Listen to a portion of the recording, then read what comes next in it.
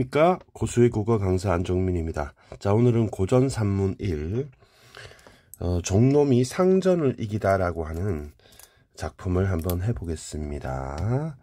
먼저 국룰이죠. 자, 보기를 먼저 보겠습니다. 자, 4번 보기를 봐야 될 것 같아요. 4번 보기를 보시면 자, 이렇게 나와 있는데요. 자, 종놈이 상전을 속이다, 이게 제목입니다. 근데 뒷거리가 설화의 인물 유형, 그러니까 이 작품이 설화라는 거예요. 설화. 여러분, 설화는 이제 신화, 전설, 민담 이렇게 있잖아요. 선화, 전설, 민담 중에 뭐에 해당되는지를 생각을 해봅시다. 신화, 전설, 민담 중에 무엇일지도 생각해 봅시다. 인물 유형 중에 그 인물이 여러 가지 형태가 있나 봐요. 그 중에 트릭스터에 해당한다. 그 득거리는 트릭스터입니다. 선생님이 득거리가 인물이라고 했으니까 트릭스터, 이렇게. 이게 트릭스터가 우리는 뭔지 모르잖아요. 그래서 득거리는 트릭스터다. 그럼 트릭스터는 뭐냐? 나오네요. 목표를 이루기 위해 남을 속이는 행동을 서슴없이 한다. 그럼 여러분, 제목을 보니까 누가 속입니까? 상전을. 종놈이 속이죠. 그러면 종놈이 득거리가 되고 트릭스터구나 라고 여러분이 판단하시면 되겠죠. 자, 남을 속이기 위해서 행동을 서슴없이 하는데, 그것이, 그 행동이 지배층의 부적절한 행동에 대한 풍자적 대응의 성격을 지닌다. 이렇게 나왔죠. 자, 그러면 여러분 아시겠어요? 이 지배층에 대한 대응을 종놈이 하는 거니까 상전이 지배층이 되는 것이죠. 그쵸? 그리고 풍자적 대응이라 했으니까 먼저 부적절한 행동을 하는 사람이 상전이고, 그리고 그에 대한 대응을 풍자적으로 하는 것이 종놈인 거죠. 그죠? 자, 그러니까 우리가 웃음과 통쾌함을 준다. 그럼 웃음 나왔으니까 이것은 민담에 해당된다. 이렇게 볼 수 있겠죠. 웃음에 해당되니까 민담이다. 자, 그러면 한번 볼게요. 여러분, 다시 한번 말씀드릴게요. 신화는 좀 신성한 얘기고요. 그다음에 전설과 민담이 인간에 관한 얘기지만, 전설은 전설의 고향, 조금 비극적입니다.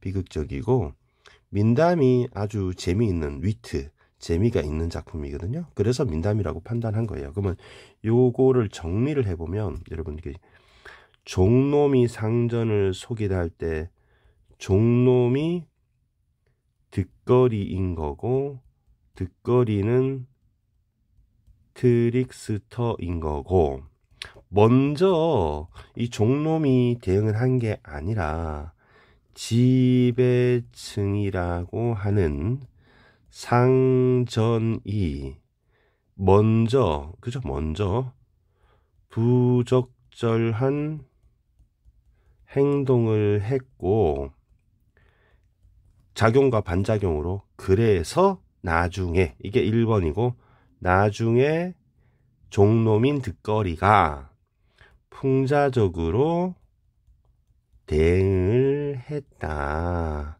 그렇게 하니까 우리한테 웃음과 통쾌함을 주는 것이다. 이렇게 지금 보시면 되겠죠. 그러니까 이게 지금 부적절한 행동을 한 지배층 상전이 동그라미가 되고, 우리는 종놈의 편에 서서 우리가 통쾌함을 느끼게 된다는 거죠. 그러니까 말하기를 통해서 성취하는데, 그 풍자적 대응이, 말하기가 3가지 특징이 있답니다. 첫 번째, 빨간색인 거짓말 활용. 굉장히 대담하고 교묘하고 알면서도 당하는. 그다음에 두 번째는 언어의 다의성이나 말소리 유사성을 활용하는 것. 세 번째는 뻔뻔하게 밀어붙이고 억지 쓰는 것. 이렇게 3가지가 있습니다. 거짓말, 언어의 다의성과 동음이어 활용, 그다음에 뻔뻔하게 억지 쓰는 것. 요 3가지로 정리했습니다. 그래서 선생님이 작품으로 돌아와서 요 색깔을 그대로 옮겨 봤어요. 옮겨서 거짓말 활용하기, 그다음에 동음이어나 다이어 활용하기, 그다음에 세 번째 억지 쓰기, 뻔뻔하게 밀어붙이기, 이렇게 세 가지를 정리했습니다. 한번 보겠습니다. 성주의 김진사 댁에, 그러면 상전 지배층입니다. 득거리라고 하는 하인, 그럼 하인이니까 종놈이 되는 것이고, 득거리가 아까 본문에도 있었구나. 트릭스터라고 나왔죠. 매우 교활한 놈이었다. 하루는 김진사가 어디 기니 볼 일이 있어 득거리에게 말고삐를 잡게 하고 길을 떠나서 날이 저물어서 여점은 여관입니다. 여관, 다시 써드릴게요. 여관, 약간 주막 이런 겁니다. 여관, 주막에 들었다. 득거리가 상전 밥을 보니 진수성찬이 상에 가득 차려져 있었다. 맛있겠다. 식욕이 동해.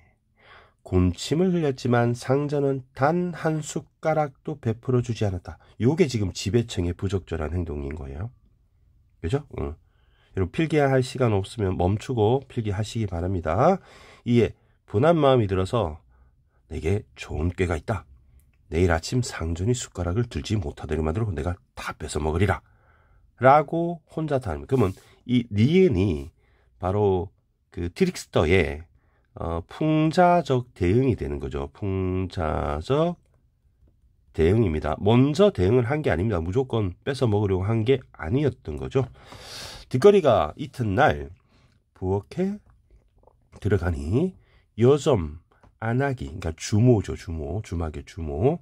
밥상을 차리는 중이었다. 날씨가 몹시 추워 수조에도 얼음이 붙어 있었다.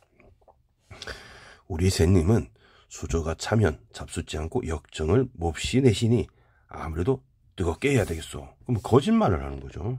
거짓말을 하는 겁니다. 거짓말을 합니다. 자, 그러면 요거는 이제 빨간색 거짓말을 하는 요 부분이 되겠습니다. 이해되셨죠? 거짓말을 합니다. 득거리가 안 하게 이렇게 말하고는 수저를 숯불에 묻었다가, 그러면 이제 얼음이 녹겠죠. 김진사는 상을 받아 놓고 숟가락을 들다가 뜨거워서 저도 모르게 소리쳤다. 뜨거라! 이렇게 한 거죠. 뜨거라! 그러면 이게 뜨거워라 일 수도 있고 듣거라 하고 득거리를 부르는 소리일 수도 있습니다. 그래서 이거는 교묘하게 발음이 유사한 것을 활용하여서 지금 상전을 속이게 되는 작업인 겁니다. 그때 마침 득거리가 다 계획한 겁니다. 득거리가 옆에서 시중을 들다가 잽싸게 예이 득거리 여기 있습니다 하고 상전의 밥을 들고 툇마루로 나와서 날름 먹어치웠다. 뜨거라 했는데 듣거라 라고 듣고 득거리가 나가서 예 하고 먹었다는 얘기죠. 그리고 한다는 말이 네 놈을 부른 게 아니라 수저가 너무 뜨거워서 나도 모르게 뜨거라 라고 소리친 것이다. 나는 밥 한 술도 뜨지 않았는데 네 놈이 감히 당돌하게 주인 밥상을 들고 나서 냉큼 먹어치운단 말이냐. 그러니까 아이고 쇠내는 셋님에게 이 밥상을 물려주시려고 셋내 이름을 부른 줄 알았습죠. 참으로 죽을 죄를 지었습니다 하고 뻔뻔하게 밀어붙이는 모습이 나와 있는 겁니다. 이 부분은 보라색으로 표시하면 되겠죠. 자, 그래서 상전은 여점 안악을 불렀다. 너는 어찌하여 내 수조에 불을 달고 놓았느냐. 그러니까 아이고 셋내가 한 짓이 아닙니다. 나리댁 하인이, 이거 득거리겠죠. 득거리 득이라고 쓸게요. 부엌에 들어와서 제게 셋님은 수저가 차면 진실을 잡숫지 않는다고 제 멋대로 수저를 가져다가 숯불에 달군 것입니다. 셋녀는 정말로 아무 잘못이 없습니다. 여러분 안악이랑 짠 건 아닙니다. 김지수가 다시 득거리를 꾸짖자 득거리가 아뢰었다. 아유 셋녀는 수저에 얼음이 얼어붙어 있기에 차서 들지 못하시겠다 싶어서 불에 쬐어 녹여 나리께서 잡수기 편하게 하려고 한 것입니다. 이렇게 죄를 짓게 될 줄 몰랐사옵니다. 뻔뻔하게 우기는 거지. 자기가 혼자서 밥을 다 뺏어 먹고 끝까지 뻔뻔하게 억지를 쓰면서 밀어붙입니다. 그러면 알면서도 당할 수밖에 없다. 그죠? 교묘해서 이런 얘기입니다. 김진사는 더 어찌할 도리가 없었다. 밥상을 종놈에게 뺏기고 다시 한 상을 자기가 시켜 먹을 수밖에 없었다. 그러고 나서 다시 길을 떠나 10여리를 갔다. 김진사가 계속 나타나는 그 상전 지배층입니다. 자, 갑자기 목이 말라 종놈에게 돈을 주고 술을 사오도록 했다. 선생님은 이것도 부적절한 행동이라고 쌤이 생각을 해요. 왜냐면은 자기가 목이 말라서 종놈한테 심부름 시키고 같이 먹겠다 이런 얘기가 없었다고 지금 판단하는 겁니다. 그럼 뒷거리가 술을 사오다가 자기도 마시고 싶은 생각이 불쑥 일어났다. 우리 쌤님이 하는 스타일로 봐서는 혼자서 마실 것 같지 않아요? 그죠? 그래서 길에 한참 서서 손가락으로 술을 막 휘젓게 돼요. 너 지금 뭐 하는 짓이냐? 아유, 콧물이 술에 떨어져서 꺼내지 않을 수 없게 이렇게 건져내고 있습니다. 사실은 콧물을 떨어뜨린 게 아니라 술을 먹고 싶어서 뻔뻔하게 거짓말을 하는 거죠. 그래서 이 기억도 거짓말을 활용하는 겁니다. 그래서 결국 풍자적 대응을 하는 거라고 볼 수 있어요. 김진사는 구역질 하자. 에이, 나는 안 마신다. 네 놈이나 실컷 먹어라. 하고 소리를 질렀다. 자, 그럼 문제 한번 풀어보겠습니다. 1번 문제인데요. 나 부분 한번 해볼게요. 선생님 파란색으로 해서 표시해 드릴게요. 하인은 조력자의 도움을 받았다. 조력자가 여기 뭐 도와주는 사람은 없죠. 그죠? 안하게 도움을 받은 것도 아니고 틀렸고요. 나의 하인은 타인의 실수 때문에 공경에 처했다. 타인의 실수 때문에 공경에 처한 적 없습니다. 하인은 개인의 욕망 실현을 위해서 행동했다. 여러분 밥 먹으려고, 밥 뺏어 먹으려고, 술 마시고 싶어서, 그러니까 맞는 말이죠. 정답인 3번이 되겠네요. 그죠? 그 다음에 하인은 자발적으로, 아닙니다. 자발적으로 길을 나선 게 아니라 긴히 상전이 떠날 이제 때가 있어서 하인에게 고삐를 잡히고 길을 떠났다고 되어 있으니까 하인이 스스로 간 거 아닙니다. 다음에 목적을 위해서 어리석은 척했다. 그런 것도 없습니다. 그래서 X가 되겠네요. 자, 2번 문제, 3번 문제는 가에 관한 얘기고요. 해결했고요. 마지막 4번 문제겠습니다. 4번 문제. 여러분 김진사가 기억에서 보면은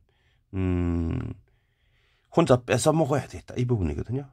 그럼 뒷거리의 반응이죠.